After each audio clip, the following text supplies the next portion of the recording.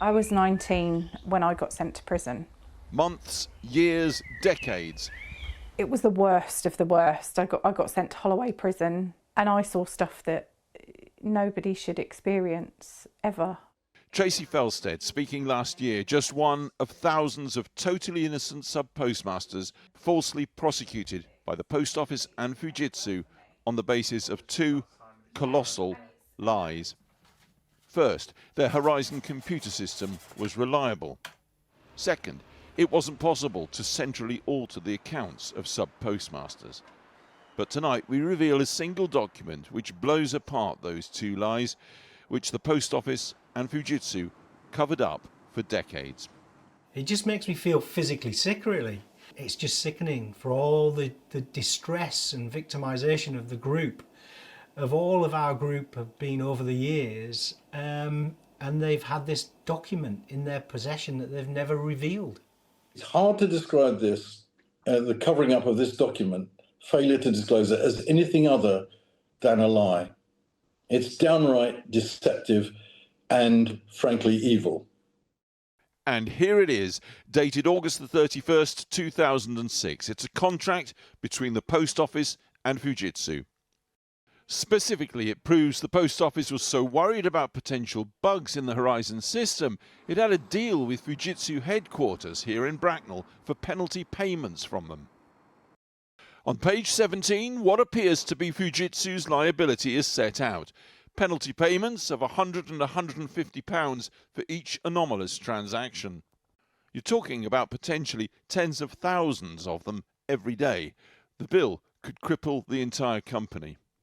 This is why this is such an important document, because it, in a very structured way, gives recognition to the acceptance on the part of both parties that there's a major problem with data integrity within the Horizon system. And that, in a sense, is what the entire Post Office scandal is about.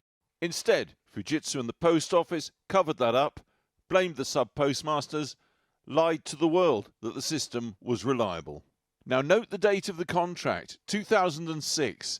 In a few months, the Post Office would ruin Lee Castleton, like so many others, wrongly accusing him of false accounting. 13 people potentially have taken their lives because of the treatment at the hands of these companies. It's disgusting to think that even now, 2 decades on, we're finding new documents that are intrinsic to what was going on. You know, it's absolutely abhorrent. It's disgusting. What if this contract had been disclosed to the court before Lee Castleton was wrongly convicted? Indeed, before thousands of sub-postmasters were similarly wronged. Lee Castleton's trial in 2006, December 2006, was concerned essentially with the proposition that the Post Office did not know of any substantial data integrity problems with the Horizon system. And this document is entirely inconsistent with that position. And to my knowledge, certainly it wasn't disclosed in that litigation. That's a long-winded way of saying it would have collapsed the trial?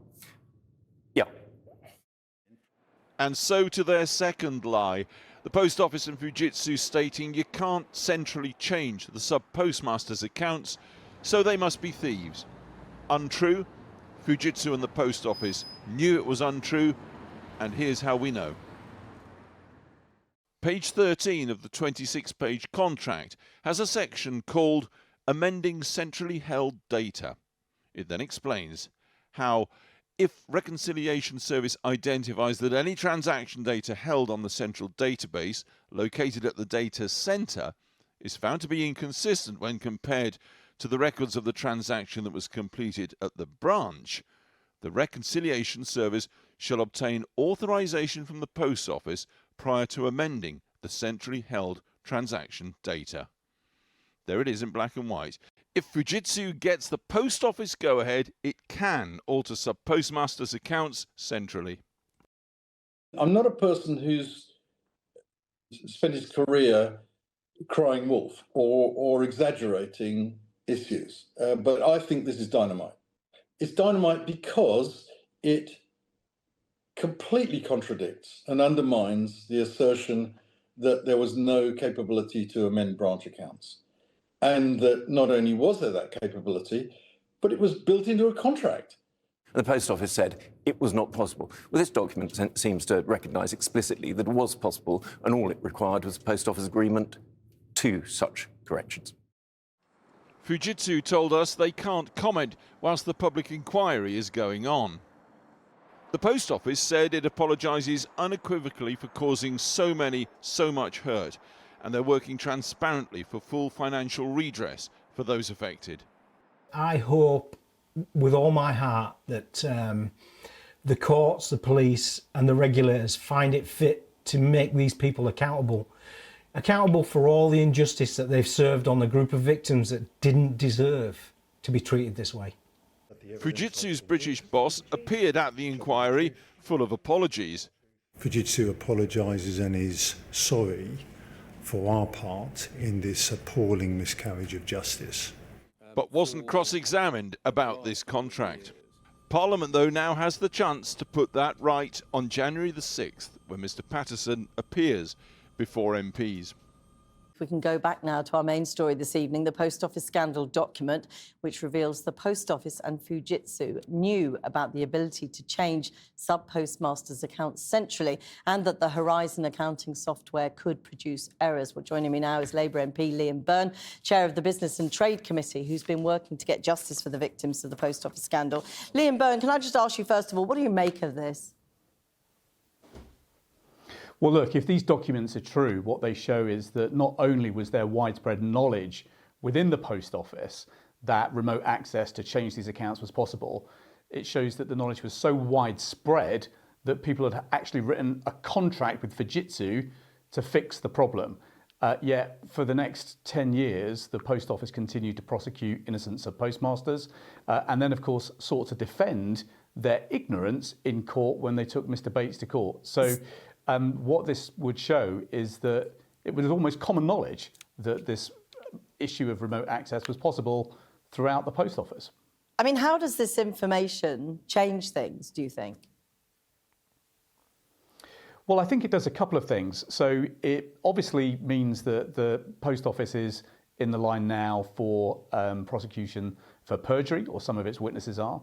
It strengthens the case for involuntary manslaughter. And of course, there is a real question for Fujitsu that has already told my committee that they've got a moral responsibility to pay. Well, the question now is, when are they actually going to start writing the checks? Because if this document shows anything, it shows that Fujitsu was well aware that there was remote access that was possible, while at the same time the Post Office was taking people to court on the basis that the opposite was true. Exactly on that point, because you talk about moral responsibility. The fact that the Post Office and Fujitsu felt no moral obligation, or apparently had no obligation under the law, to hand over this crucial information ahead of the court cases that destroyed people's lives is sort of astonishing, isn't it? Yeah, I mean, it's absolutely mind-blowing. And obviously, Sir Wynne Williams is undertaking this very big judge-led inquiry into exactly what happened. But I think what we're going to want to know in Parliament is who knew what when. And so we have the Chief Executive of Fujitsu coming in front of the committee on the 6th of January. We also have the new Chairman of the Post Office coming in front of the committee on the 6th of January, as well as ministers. And that will be the question that we put to them. How widely known was this contract within Fujitsu and the Post Office? Because it seems to us that it was almost common knowledge if contracts are being written, and therefore how could it be possible that sub-postmasters were being prosecuted, and how could it be possible that the Post Office actually went to court to fight against Mr Bates on the grounds that this wasn't possible and people knew the opposite, or were arguing the opposite of what this document purports to show. And just to clarify, you mentioned earlier involuntary manslaughter. I'm assuming you mean corporate manslaughter. Indeed, corporate manslaughter, exactly. The charge that the police are now looking into. I mean, you talk about the compensation and Fujitsu's moral obligation. It has said it has a moral obligation to start paying. It hasn't done so yet. Who's going to force it to do that?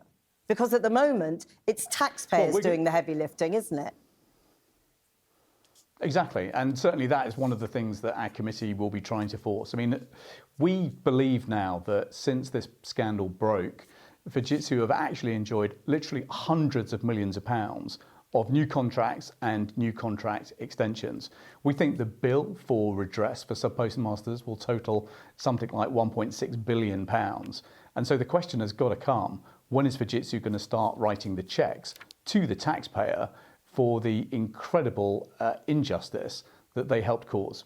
And the last time you spoke to us, you said there has to be a way in British society that people at the top of organisations who cause harm through their actions or inactions face consequences for wrongdoing. It very much looks like there aren't consequences, doesn't it? Well, you've got three things going on in parallel now. So you've got Sir Win Williams, which is running this sort of long-running judge-led inquiry into, that will establish the definitive truth. You have now got the police standing up their investigations into what crimes that they can pursue. And obviously what we're interested in our committee is whether a contempt of Parliament has been committed as well. Because ultimately, if Post Office leaders had told the truth to Parliament when they were first called in, then much of this pain could have been avoided. Liam Byrne, thanks very much for talking to us. Thank you. Thank you.